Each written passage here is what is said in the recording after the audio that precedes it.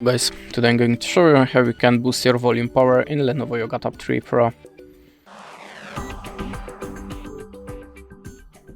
So now first let's open the Play Store and look for the volume booster app.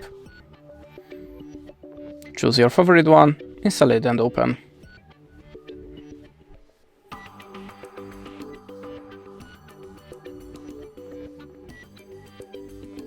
Sorry about the location.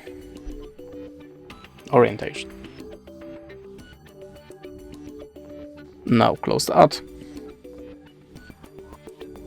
and wait a second to close the next one.